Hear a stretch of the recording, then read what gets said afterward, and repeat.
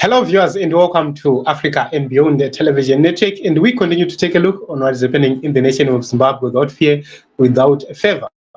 And what is of significance at this point in time is to note that we are seeing the rollout of tanks in the streets of Harare more frequently than in the past. And a lot of questions are being asked right here. What is really going on? What is the motive behind the rollout of these tankers or tanks in the streets of Harare? And let us be guided by ZimLive right here to try and understand what is really happening and what is really transpiring. So Mnangagwa rolls out Chinese armored vehicles amid tensions with Chiwenga. This is the headline from ZimLive, a very, very interesting headline. And as you can see right there on the screen, these are the pictures of the tanks which were seen in the streets of Harare recently.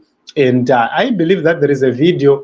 I'm not so sure if I will be able to bring that video right here, but there are videos which were posted also by George Charamba, who actually confirmed that indeed these tanks were rolled in the streets of Harare. But according to George, he says that it's a security boost which is happening because Zimbabwe does need to protect itself. The biggest question is to protect itself from who? Is Zimbabwe at war? Is Zimbabwe having problems with its neighbors? Probably. The biggest enemy of Zimbabwe so far is Zambia. That is the perception which is there. But let us go straight into this report and try to understand the meaning of whatever which is happening. So they were there in big numbers. You know, if they were being carried by some trucks, it won't cause speculation. It won't make people question a lot of issues. But this thing of these tanks running around in the streets of Harare, it becomes a problem. So nearly 24 newly acquired Chinese armored vehicles were seen moving in a convoy in Harare this week, in a footage which was shared by presidential spokesperson George Charamba. And this video, it was shot from a car which was parked outside, on the roadside. And this is something which is very important. What is of concern is this was delivered to Zimbabwe military around 2023. So if it was delivered around 2023, why now? So when we're looking at the models of these military vehicles, it's a mix of Noringo PTL, wheeled assault guns, which are armed with 105 millimeter cannons, and others. So this is something which is believed to be an estimate of around 28 million, which was delivered from Beijing. So the handover, it was confirmed at the time by President Mnangagwa and the Chinese ambassador at Nkomo Barracks, and it happened around 2023. Then why is it coming now? So, you know, this is something which a lot of people have been asking. Why now? Why are you bringing all these issues now? Because, you know, they've not been seen in operation, yes, but why are you bringing them out into the public when there are political tensions? Those are the questions which are being asked at this point in time. So the timing, it raises eyebrows, because political insiders suggested that putting the new armor in the streets could be intended to show up Mnangagwa's authority at a moment of escalating tensions with Vice President Chiwenga, his powerful former army chief and long-rumored successor. So what is happening is there are tensions which are visible within ZANU-PF. Everybody could see what is happening. So bringing these tankers or these tanks into the streets, it's perceived to be a way of trying to show each other with Ndiani Baba. So if you think that you control the military, then all of a sudden somebody throws tanks into the streets. It becomes a message. So what is very important is optics matter.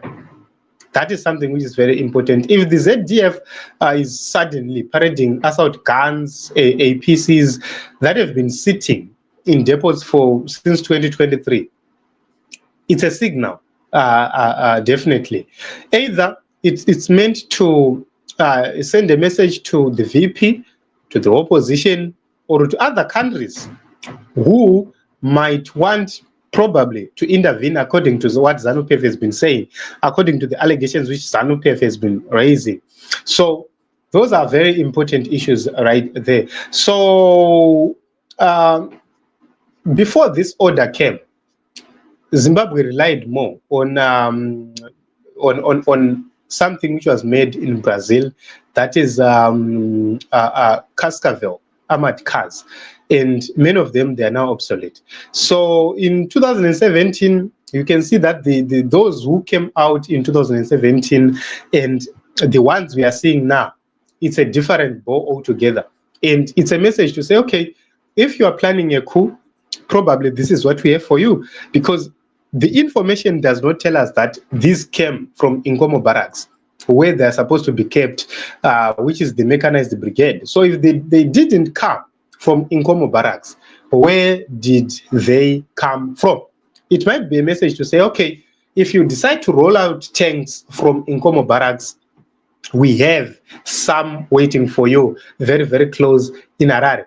So that becomes then a message again. So remember, these issues, these are events which are happening in the nation of Zimbabwe at this point in time.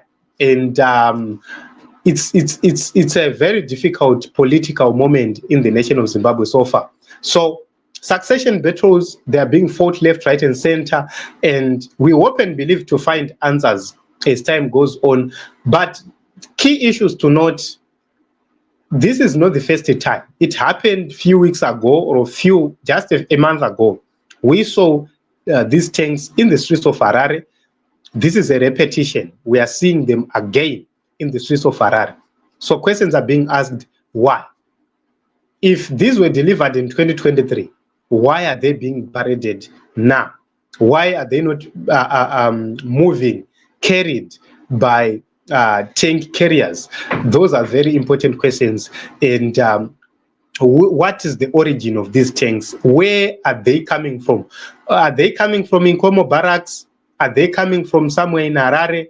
So if you can answer those questions, you would understand what is really happening. But speculation has it that because of the tensions which are happening, that is the reason why we are seeing these tanks being rolled out. So this is according to the headline from ZimLive right here. And it's quite informative. We'll be waiting to see what happens next, but let us continue to pray for this nation, Zimbabwe.